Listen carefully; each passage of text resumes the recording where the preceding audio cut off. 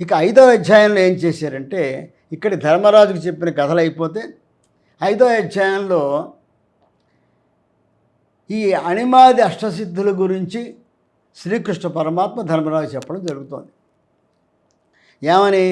అనఘాష్టమి వ్రతం యొక్క తత్వార్థము తెలిసి ఎవరైతే సంపూర్ణ శరణాగతితో సంపూర్ణ భక్తి ప్రపత్తులతో అనఘాష్టమి వ్రతాన్ని చేసుకుని అనఘామాత దత్తస్వామి యొక్క కృపకి పాత్రులవుతారో వాళ్ళ అర్హతని బట్టి వాళ్ళు యోగాన్ని సాధించుకుని అష్టసిద్ధులు సంపాదించుకోవచ్చు.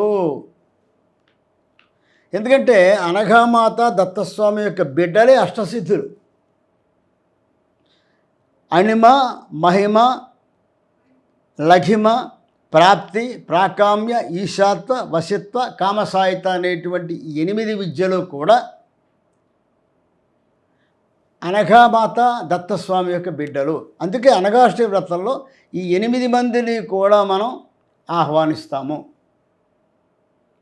వాళ్ళ యనమండుని నిమంత్రించి వాళ్ళందరినీ పూజించిన తర్వాత మా అమ్మవారిని అయ్యవారిని కూడా కలశ ప్రతిష్ఠ చేసుకొని సమస్త దేవతలను ఆహ్వానించి మన అనఘాష్టమి చేసుకుంటామని గత భాగాల్లో చెప్పాను. ఇది చేయడం వల్ల ఈ అష్టసిద్ధులు కూడా వశమవుతాయి. అంటే అమ్మవారు అనుగ్రహిస్తే అష్టసిద్ధులు కూడా లభిస్తాయి. ఎప్పుడు లభిస్తాయంటే సర్వస్వ శరణాగతి చెయ్యాలి. మామూలుగా ఏదో చేసేవండి వ్రతం అని చెప్పేసి చేసుకు వెళ్ళిపోవడం కాదు, లెక్క కాదు. ఆ చేసింది ఎంత ఇష్టపూర్వకం, ఎంత మనస్సు పెట్టి, ఎంత భక్తి శ్రద్ధలతో, ఇక నీవే తప్ప ఇతఃపరం బెరుగమన్నింపందగుందీను నిన్న స్థాయిలో త్వమేవ మాతాచ పితాత్వమేవ త్వమేవ బంధుశ్చ సఖాత్వమేవ అనే విధంగా సర్వం నీవే దేవదేవ, అంతా నువ్వే అనేటువంటి విధంగా నాకు ఇంకెవరు లేరు, అని నా తల్లి తండ్రి, నా గురువు దైవము, నా శిష్యుడు, నా స్నేహితుడు, నా కొడుకు అన్నీ నువ్వే, ఇంకా నాకు వేరే ఎవరు లేరు, అన్నీ నువ్వే అని చెప్పేసి ఆ విధంగా ఎవరైతే దైవాన్ని దత్తుని తలుచుకొని శరణాగతి పొందుతూ అనఘాష్టమతం చేసుకుని స్వామిని అమ్మవారిని మెప్పిస్తారో వాళ్ళకి అష్టసిద్ధులు వశమవుతాయి. ఈ సిద్ధులు ఏమిటి? నేను ముందుగా చెప్పినట్టుగా ఈ అణిమ అంటే అనురూపంగా మారిపోయి అదృశ్యమైపోవడం. అంటే ఈ సిద్ధులు సాధించిన వాడు తన దేహాన్ని అణుస్థాయికి కుచించుకొని అదృశ్యమైపోతూ ఉంటాడు. మన సినిమాలో చూస్తూ ఉంటాం, దేవత టక్కన మాయమైపోతుంటాడు. అంటే ఏంటన్నమాట, వాడు సిద్ధులు పొందినటువంటి వాడు. దేవతా స్వరూపాలు సామాన్యమైకో ఆ సిద్ధి పొందారు కాబట్టి అణిమా సిద్ధితోటి అణురూపంలోకి మారిపోతాం. మన కంటికి కనబడదు కదా, దాన్ని అదృశ్యం అంటాం మనం. ఈ అణిమ అనేటువంటి ఈ సిద్ధపురుషుడు దత్తస్వామికి అనఘదేవుడికి ఈశాన్య దిక్కులో ఉంటాడు. రెండవది లఘిమ అంటే ఇది సూక్ష్మమైనటువంటి బుద్ధిని కలిగి అతి తేలికగా అయిపోతాడు. తన శరీరాన్ని తేలిగ్గా అయిపోయి గాలి ఎగిరిపోతాడు. రెండవ సిద్ధి లఘిమ. అంతకుముందు చెప్పింది మళ్ళీ చెప్తున్నాను నేను. రెండవ సిద్ధి లఘిమ. ఈ లఘిమ అంటే శరీరం తేలిగ్గా అయిపోతుంది, అంటే శరీరంలో బరువు తగ్గించేసుకోవడం, సూక్ష్మబుద్ధిని కలిగి ఉండడం. అందువల్ల ఏమిటంటే గాలిలో తేలిపోతాడు. ఇది ఈ లఘిమా సిద్ధి దత్తస్వామికి ఆగ్నేయ దిక్కులో ఉంటుంది. ఇక మూడవది మహిమ, దీన్నే గరిమ అని కూడా అంటారు. దీనివల్ల ఏమిటంటే శరీరం బరువు అమాంతం పెరిగిపోతుంది, శరీరం పెంచేసుకోవచ్చు. మనం సినిమాలో చూస్తూ ఉంటాం, ఆంజనేయ స్వామి వారు విరాట్ రూపం మనకి లంకా దహనం, లంకకి వెళ్ళేటప్పుడు అపార పెద్ద శరీరం పెంచేసుకుంటూ ఉంటాడు. ఇది మహిమా సిద్ధి వల్లది. ఎందుకంటే ఆంజనేయ స్వామి అష్టసిద్ధులు ఉన్నాయి ఆయనకి. అందుకే అష్టసిద్ధి నవనిధికే దాత. ఆయనకి హనుమాన్ చాలీసా మనం చెప్పుకుంటాం. అష్టసిద్ధులు అనుగ్రహించిన ఆంజనేయ స్వామి వారు కూడా అష్టసిద్ధులు అనుగ్రహిస్తారు అన్నమాట. ఇవన్నీ కూడా దత్తస్వామి నుంచి వచ్చినవే. అంటే మహిమ అంటే గరిమ అంటారు దీన్ని. అంటే శరీరాన్ని అమాంత బరువు పెంచి విపరీతమైన ఆకారాన్ని పెంచేసుకోగలడం ఆ శక్తి. ఇది స్వామివారి యొక్క ముందు భాగాన పాదాల చెంత ఉంటుంది ఈ శక్తి. నాలుగవది ప్రాప్తి. ఈ ప్రాప్తి అనేటువంటి ఈ సిద్ధి గనక ఉన్నట్లయితే ఆయా అవయవాల యొక్క ఇంద్రియ జ్ఞానాన్ని కలిగించేటువంటి సిద్ధిని పొందుతుంది. ఈ సిద్ధి నైరుతి కోణంలో ఉంటుంది. అంటే దత్తస్వామి ఉన్నదానికి నైరుతులు అంటే ఈశాన్యానికి ఖచ్చితంగా పూర్తి వ్యతిరేక దిశలో నైరుతి ఉంటుంది. తర్వాత సిద్ధి పేరు ప్రాకామ్యము. ప్రాకామ్యం అంటే అంతటా వ్యాపించగలడం. అంటే ఇక్కడ ఉంటూనే మిగతా లోకాల్లో ఏ చోట్ల ఏ స్థలాల్లో ఏం జరుగుతుందో స్వయంగా చూడగలిగేటువంటి శక్తి. అలాగే అదృశ్యంగా అంటే భూమి లోపల మనకు కనబడదు, భూమి లోపల కూడా ఏమేమి ఉందో చూస్తాడు. మిగతా లోకాల్లో ఏం జరుగుతుందో చూస్తాడు. ఎక్కడెక్కడ వస్తువులు కూడా కంట పడతాయి. ఎక్కడెక్కడ ఎవరేం చేస్తున్నారో తెలిసిపోతుంది ప్రాకామ్యం ఉంటే. ఇక్కడ కూర్చొని చంద్రమండలం ఏం జరుగుతుందో చెప్పచ్చు, స్వర్గలోకాలు ఏం జరుగుతుందో చెప్పచ్చు. భూమి లోపల ఎక్కడెక్కడ ఆ సిద్ధి ఉంటే ఎక్కడెక్కడ ఖనిజాలు ఎక్కడెక్కడ ఏమున్నాయో ఏముందో అంతా కూడా కంటికి కనబడి తెలిసిపోతూ ఉంటుంది. దీన్ని ప్రాకామ్యము అంటారు. ఈ సిద్ధి ఎక్కడ ఉంటుంది అంటే స్వామివారి యొక్క వాయవ్య మూలలో ఉంటుంది. అంటే ఆగ్నేయానికి ఖచ్చితంగా వ్యతిరేక దిశలో ఉంటుంది. ఇక ఈశిత్వము, ఈ సిద్ధి వల్ల ఏమవుతుంది అంటే ప్రాణులకు ప్రేరణ కలుగజేయటము, సహజ శక్తులన్నింటి మీద నియంత్రణ ఉంటుంది.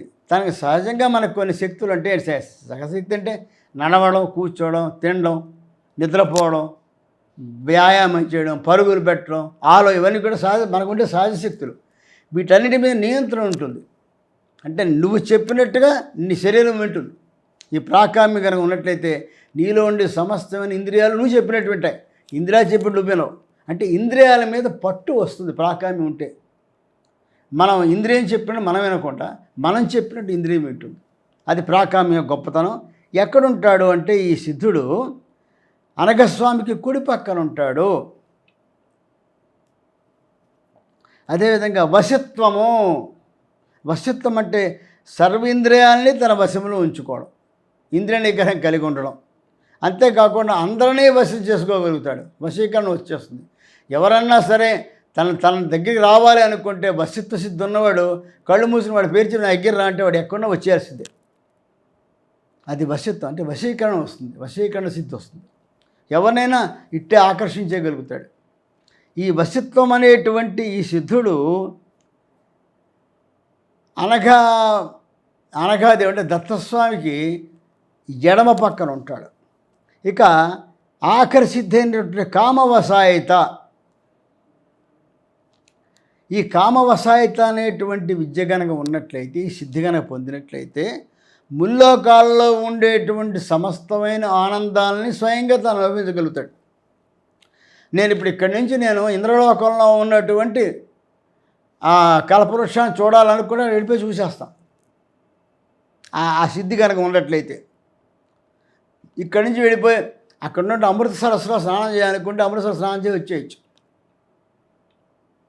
అంటే ముల్లోకాల్లో ఉన్నటువంటి సమస్తమైన ఆనందాలని కూడా స్వయంగా అనుభవించే శక్తి వస్తుంది. ఈ కామసాహిత్య అంటే అపూర్వమైన శక్తి ఇది. ఇది ఎక్కడుంటుంది ఈ శక్తి అంటే అనఘస్వామికి వెనక వైపు ఉంటుంది. వెనక వైపు అంటే ఈ స్థితిలో కోర్కెలకు అయితే చిత్రం ఏంటంటే ఈ అష్టసిద్ధులు వచ్చినటువంటి స్థితిలో అన్నీ ఉన్నవాడికి ఒదిగి ఉంటాడు. అన్నీ నాకు ఎప్పుడు ఒదిగే ఉంటుంది, ఏమీ లేనిది ఎగిరిసిపెడుతూ ఉంటుంది. కొద్ది సిద్ధులు సాధిస్తేనే వాళ్ళ మహానుభావులు అని చెప్పేసి వాళ్ళు ఏదో రకరకాల చేతిలో విభూతులు తీయడం, ఇది తీయడం చేసి జనాన్ని మోసం చేసి వాళ్ళ గొప్ప వాళ్ళని చెప్పుకుంటూ ఉంటారు. కానీ అన్ని సిద్ధులో ఉన్నటువంటి సిద్ధపురుషులు వాళ్ళు గుప్తంగా ఉంటారు. సిద్ధులు ఉపయోగించరు. వాళ్ళు బ్రహ్మానంద స్థితికి వెళ్ళిపోతారు ఆ సిద్ధులు ఉపయోగించుకొని. సిద్ధులు లోకం కోసం వాడి లోకంలో ఉండేటువంటి ప్రజల్ని ఆకర్షించి తద్వారా తనేదో కోరుకుని సాధించుకోవడం కోసం కొందరు ఏమీ తెలియని వాడు తక్కువ దేశంలో పాటుపడుతూ ఉంటే సంపూర్ణంగా అష్టసిద్ధులు పొందినటువంటి వాడు ఎప్పుడూ కూడా తన స్థాయిని కిందకి రాడు, బ్రహ్మానంద స్థితిలోకి వెళ్ళిపోతాడు. ఈ అష్టసిద్ధుల యొక్క మాయకు లోబడకుండా ఈ అష్టసిద్ధులు ఏం చేస్తూ ఉంటాయి, వీడు ఏ విధంగా అసలు రెచ్చగొట్టి పతనం చేయాలని ప్రయత్నం చేస్తూ ఉంటాయి. కానీ ఈ స్థాయికి వచ్చేసిన వాడు అన్ని సిద్ధులు అందుకున్నాడంటే అపూర్వమైన స్థాయిలో ఉన్నట్టు సాధకుడే. కాబట్టి వీటికి లోబడకుండా కనుక ఉన్నట్లయితే, అత్యుత్తమైనటువంటి స్థితిలో వెళ్ళిపోయినట్లయితే, అక్కడ మన సహస్రార చక్రంలో ఉన్నటువంటి అనఘా సమేత దత్తస్వామి నిరంతరం కూడా ఈ సిద్ధుడు సాధించి సిద్ధపురుషుని రక్షిస్తూ ఉంటాడు, సాయుధ్యాన్ని అందిస్తాడు. ఇది అష్టసిద్ధులత కథ అని చెప్పేసేసి శ్రీకృష్ణుడు ధర్మరాజునకు అనఘాష్టమి వ్రతం కథలన్నింటినీ వాటి మహిమల్ని కూడా వివరంగా చెప్పడం జరిగింది. ఈ విధంగా ఇహపర సుఖములు కలిగించేటువంటి ఈ వ్రతమును వీలు బట్టి చేయమన్నాడు, యావజ్జీవితం చేయమన్నాడు. అట్లా చేసినట్లయితే నిరంతరము కూడా దత్తకృప, అనఘామాత యొక్క కృప ఆ కుటుంబం మీద ప్రసరిస్తూ ఆ కుటుంబం ఆయురారోగ్యైశ్వర్యాలతో వర్ధిల్లుతుంది. వారి సమస్తమైన కోరికలు నెరవేరుతాయి. ఏ విధమైన నీతి బాధలు, ఇబ్బందులు ఉండవు. అన్నీ కూడా దూది పింజల కష్టాలు వస్తాయి. కష్టాలు రాకుండా ఏ మనిషికి ఉండదు. మనం చేసుకున్నటువంటి గత జన్మ కర్మల వల్ల, అనేకాని జన్మలతో మనం తెచ్చుకున్న సంచిత కర్మ, ఆ ప్రారంభ కర్మ, సంచిత కర్మల వల్ల వచ్చేటువంటి ఈ కష్టాలు ఉంటాయి. కానీ కష్టం మనకు తెలియకుండానే దూది పింజలు వెళ్ళిపోతూ ఉంటాయి ఈ మనం చేసుకుంటూ ఉంటే. కాబట్టి ఎవరైతే దీన్ని ఆచరిస్తారో వాళ్ళందరికీ కూడా ఇది చాలా అద్భుతమైన ఫలితాన్ని ఇస్తుంది. కాబట్టి అనఘాష్టమి వ్రతం అనేటువంటిది మనోరథ చింతామణి. కాబట్టి దీన్ని ఆచరించమని చెప్పేసేసి వ్యాసల మహర్షి వారు చెప్తూ ఉండగా తిరిగి మళ్ళీ శ్రీపాద వల్లభులు అనఘామాత కూడా అక్కడ ప్రత్యక్షమై శంకర భట్టుని ఆశీర్వదించి వారందరూ కూడా మళ్ళీ తిరిగి అదృశ్యం అయిపోయారు అనేటువంటి విషయాన్ని తెలియజేస్తూ ఈ శ్రీపాద వల్లభ చరిత్రామృతిలో ద్వితీయ ఖండాంతర్గతమైనటువంటి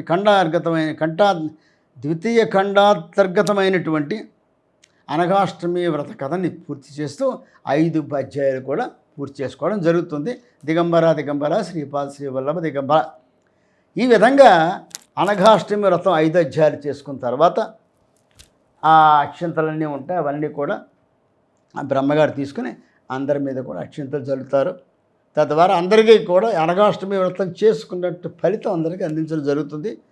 అప్పుడు మహానైవేద్యం చేసేసిన తర్వాత తాంబూలాది తదుపరి షోడశోపచారం మిగిలిన ఉపచారాలను చేసేసి చక్కగా నీరాజనం ఇచ్చి, నేను చెప్పాను నీరాజనం ఇచ్చినప్పుడు సిద్ధమంగళ స్తోత్రంతో నీరాజనం ఇవ్వండి అని చెప్పాను నేను.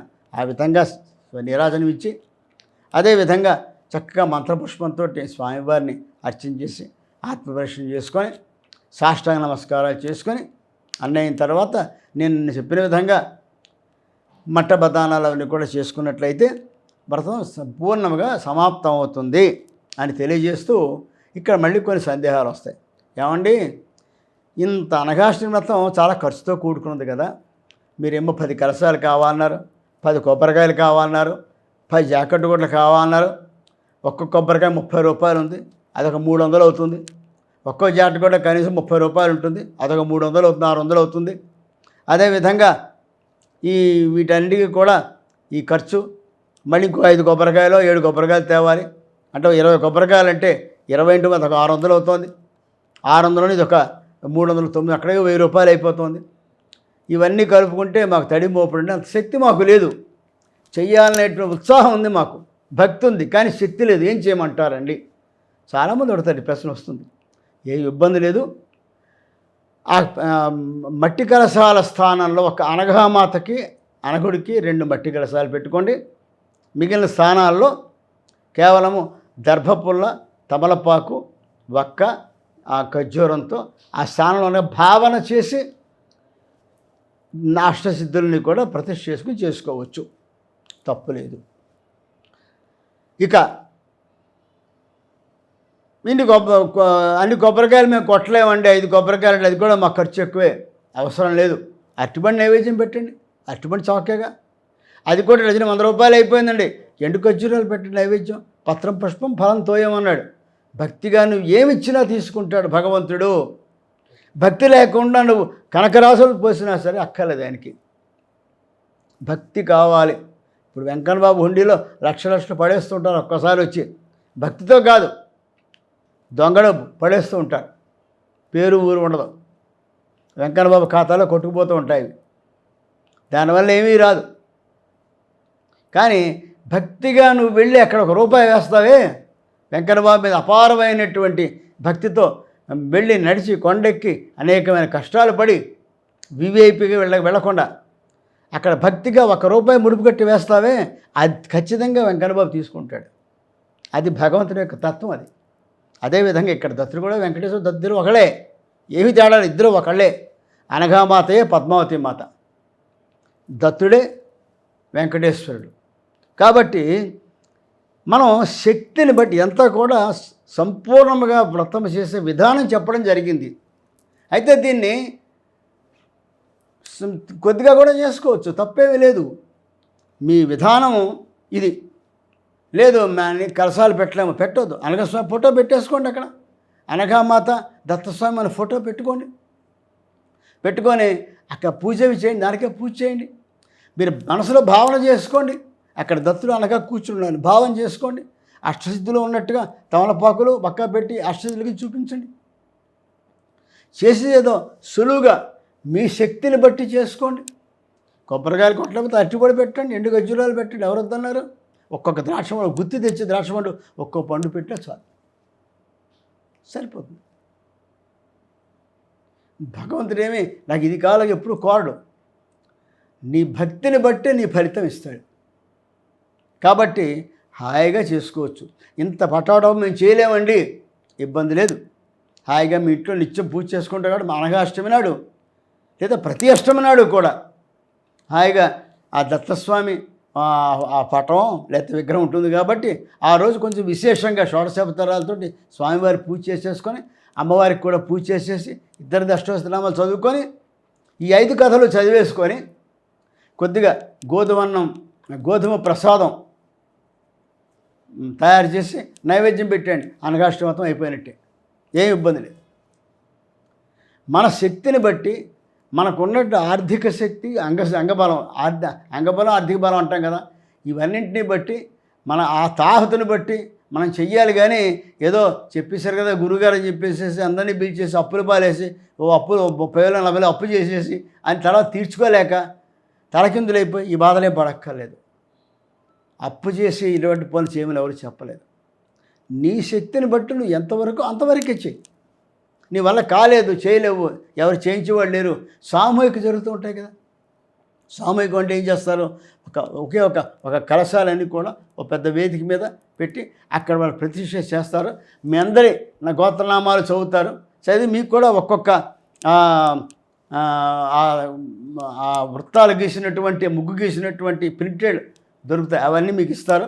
అక్కడ ఒక్కొక్క నాణ్యం ఇచ్చి వాడికి పూజ చేయమంటారు, దత్తాంశ రూపం ఇచ్చి పూజ చేయమంటారు. మనం పూజ చేసుకుంటాం, మీ తరఫున అక్కడ పూజ చేస్తూ ఉంటారు. సామూహికంలో మీ ఫలితం మీకు వచ్చేస్తుంది. రాకపోతే ఇప్పుడు అన్నవరం సత్యవతం చేసుకుంటాం, అందరూ కూర్చుంటారు, అందరిచే చేయిస్తారు, సామూహికంలో వెళ్ళిపోతూ ఉంటాయి. ఇది కూడా అంతే. ఇక్కడ ఏంటంటే ఇది ప్రత్యేకంగా అక్కడ కలశ ప్రతిష్ఠ అంతా కూడా పైన ఎవరో కొందరు దంపతులు కూర్చొని చేస్తూ ఉంటారు, మిగిలిన అందరూ కింద కూర్చుంటారు. అందరికీ అక్కడ కూర్చున్నా ఇక్కడ కూర్చున్నా ఫలితం ఒకటే వస్తుంది, ఇబ్బంది ఏం లేదు. అయ్యో నేను అక్కడ కూర్చోలేదే, ఇక్కడే కూర్చున్నానే, నువ్వు ఎక్కడ కూర్చున్నావు అనే సమస్య కాదు, ఎంత మనసు పెట్టి చేసావనే సమస్య. నువ్వు ఎంత మనసు పెట్టి చేస్తే నువ్వు ఇంట్లో కూర్చుని హాయిగా ఇలా కూర్చుని ప్రశాంతంగా కూర్చున్నా కూడా మనసు పెట్టి ప్రార్థిస్తే భగవంతుడు వింటాడు. కాబట్టి అనఘాష్టమి వ్రతాన్ని ఒక్క మార్గశిర బహుళ అష్టమి నాడే కాదు, ప్రతి అష్టమికి చేసుకోవచ్చు. 24 అష్టములు వస్తాయి మనకి, శుద్ధంలోను బహుళంలోను. ప్రతి అష్టమికి చేసుకోవచ్చు. నీకు కుదరదండి ప్రతి బహుళ అష్టమికి చేసుకోవచ్చు. అష్టమి నాడు కుదరలేదండి దశ ముందు ఏకాదశి చేసుకోవచ్చు, పున్నమి నాడు చేసుకోవచ్చు. లేదా నీకు ఈరోజు బాగుందంటే ఆ రోజే చేసుకో. ఆదివారం మాకు సెలవు అండి, కానీ ఆదివారం నాడు చవితి అయిందండి ఏం చేయమంటారండి? తిథులతో సంబంధం లేదు, అన్ని తిథులు భగవంతుడికి సమానమే. అమావాస్య అయినా పర్వాలేదు, హాయిగా కూర్చొని చేసుకోండి ఆ ఇంట్లో. ఆదివారం అందరికీ సెలవు కదా, ఇంట్లో కూర్చొని చేసుకుంటారు. ఆడ అమావాస్య ఏందండి, పర్వాలేదు, ఏం కాదు. సంకల్పం మనసులో ఉంటే అమావాస్య కూడా ఏం కాదు, హాయిగా చేసుకోవచ్చు. అనఘాష్టమి వ్రతం ఎవరిని పిలవలేమండి, ఎవరిని పిలవద్దు. ఈ కల్పన దగ్గర పెట్టుకో, నువ్వే చదువుకో, క్రియ తెలియాల. షోడశోపచార పూజ చేసే విధానం క్రియ తెలిస్తే ఆ ప్రకారం చేసేసుకుంటూ, నా క్రియ కూడా తెలియదండి, దండం పెట్టి పుస్తకం చదివేసుకో, తప్పేమీ లేదు. నైవేద్యం పెట్టి 5 వేలు చదువుకో, నైవేద్యం పెట్టి అనగాష్టం మొత్తం అయిపోతుంది. అంటే మనం మనకున్నటువంటి మన తాహతు, మన ఆర్థిక శక్తి, అదేవిధంగా మనకున్నటువంటి జ్ఞానం ఎంతవరకు ఉంది అంతవరకే. నీకు ఇంతవరకే తెలుసు, అంతవరకే చేయి, తప్పులేదు. నువ్వు ఏం చదివేవు, వేదమంత్రాలు చదివావా, లేకపోతే శాస్త్రాలు చదువుతున్నావా, లేకపోతే ఇందులో నువ్వన్నీ చదివా అప్పుడు క్రియ చేయలేకపోయావా, ఇవన్నీ అడగడు భగవంతుడు నిన్ను. ఇవన్నీ ఉంటే ఇదో ఇంకా బాగుంటుంది, లేకపోయినా పర్వాలే. అవన్నీ ఉన్న నీ మనస్సులో దైవం మీద చింతన లేకపోతే ఇవన్నీ చేసిన వృధా. అవేమీ లేకపోయినా నీవు రెడ్డి జోడు దండం పెట్టుకొని అనగాష్టం మొత్తం కానీ పుస్తకం చేసేసుకుంటే దైవం మీద మనసు పెట్టినట్లయితే సంపూర్ణ ఫలితం వస్తుంది. కాబట్టి ఈ విషయాలన్నీ కూడా మీకు తెలియజేస్తూ 50 మంది దత్తభక్తులు, 50 మంది భక్తులు కూడా, దత్తుడు అంటే ఒక్కడికే పరిమితం కాదు. శ్రీరామచంద్ర ఆయనే, శ్రీకృష్ణ పరమాత్మ ఆయనే, ఇప్పుడు అనేక మంది సాయి భక్తులు ఉన్నారు, షిరిడి సాయినాథుల భక్తులు, వీళ్ళందరూ దత్తభక్తులే. సాయినాథులు ఎవరు? దత్తాంశే కదా. మాణిక్యనాథ్ దత్తాంశ, సమర్థులు దత్తాంశ, అనేక మంది మహానుభావులు అందరూ దత్తాంశ సంభూతులే. అందరూ కూడా చివరికి కొలిచేది దత్తుడినే. కాబట్టి మీ గురువు ఎవరైనా సరే వాళ్ళందరికీ పరమ గురు, ఆది గురువు ఎవరంటే దత్తుడే. కాబట్టి అందరూ కూడా ఈ అనఘాష్టమి వ్రతాన్ని ఆచరిస్తూ ఉంటే ధర్మము, ఈ కలియుగంలో లుప్తమైపోతున్న ధర్మము తిరిగి నిలబడుతుంది, సనాతన ధర్మం కాపాడబడుతుంది. అంటే మన ప్రజలనే కాపాడక్కర్లేదు, ఎప్పుడు ఉండేది అది. కానీ లుప్తం అయిపోకుండా, దానివల్ల అరిష్టాలు రాకుండా, అనర్థాలు జరగకుండా మనందరం, మానవులందరిలో కూడా ఈ భక్తి బీజం కనుక ఎప్పుడైతే నాటిందో సాత్విక గుణం వస్తుంది. ఈ లేనిపోయిన గొడవలు, గోళ్ళు, అల్లర్లు తగ్గిపోతాయి. అందరూ సత్వగుణ ప్రధానులు అవుతారు, ఒకరినొకరు గౌరవించుకుంటారు, అందరికీ దైవభీతి, దైవం మీద భక్తి పెరుగుతుంది. ఎప్పుడైతే భక్తి పెరిగిందో ప్రజల్లో సస్యశ్యామలంగా ఉంటుంది, దేశం అంతా కూడా సుభిక్షంగా ఉంటుంది. ఎప్పుడైతే ధర్మం అడుగుపెట్టిందో ఆ ధర్మం పోతుంది, అంతా కూడా సస్యశ్యామ సుభిక్షంగా ఉంటుంది, అందరూ హాయిగా ఉంటారు. లోకా సమస్త సుఖినో భవంతు, అంతేగా మనం కోరుకునేది. కాబట్టి ప్రతి ఒక్కరూ కూడా ఈ అనఘాష్టమి వ్రతాన్ని నేను చెప్పిన విధంగా చేసుకోండి. ఏమైనా సందేహాలు ఉంటే ఇదిగో ఇందులో మీకు ఈ నెంబర్ ఇస్తారు ఈ టీవీ వాళ్ళు, ఆ ప్రకారం స్క్రోలింగ్ వచ్చే నెంబర్ని బట్టి ఏమైనా నన్ను అడిగినట్లయితే మీకు సమాధానాలు నాకు తెలిసిన వరకు చెప్పడం జరుగుతుంది. కాబట్టి అందరికీ కూడా ఆ దత్తాత్రేయ స్వామికి సంపూర్ణమైనటువంటి కృప లభిస్తుందని చెప్పి ఆశిస్తూ అవధూత చింతన గురుదేవ దత్త గురుదేవ దత్త గురుదేవ దత్త శ్రీపాద శ్రీవల్లభ శ్రీ నరసింహ సరస్వతి స్వామి సమర్థస్వరూప శ్రీ గురు దత్తాత్రేయాయ నమో నమ. శ్రీ వాణి హిరణ్యగర్భ స్వరూప శ్రీ లక్ష్మీనారాయణ స్వరూప శ్రీ ఉమామహేశ్వర స్వరూప శ్రీ పద్మావతి సమేత వెంకటేశ్వర పరబ్రహ్మ స్వరూప శ్రీ లలితా త్రిపుర సుందరి పరదేవతా స్వరూప శ్రీ మహాగణపతి దేవతా స్వరూప సర్వదేవీ దేవతా స్వరూప త్రిమూర్త్యాత్మక త్రిమూర్తి స్వరూప పరంజ్యోతి స్వరూప పరబ్రహ్మ పరాత్పర పరంధామ పరమాత్మ శ్రీ శ్రీ శ్రీ శ్రీపాద శ్రీవల్లభ శ్రీ నరసింహస్వరస్వతి శ్రీ స్వామి సమర్థ స్వరూప శ్రీ అనఘాలక్ష్మి సమేత గురు దత్తాత్రేయ పరమాత్మనే నమో నమ. అవధూత చింతన గురుదేవ దత్త గురుదేవ దత్త గురుదేవ దత్త. స్వస్తి.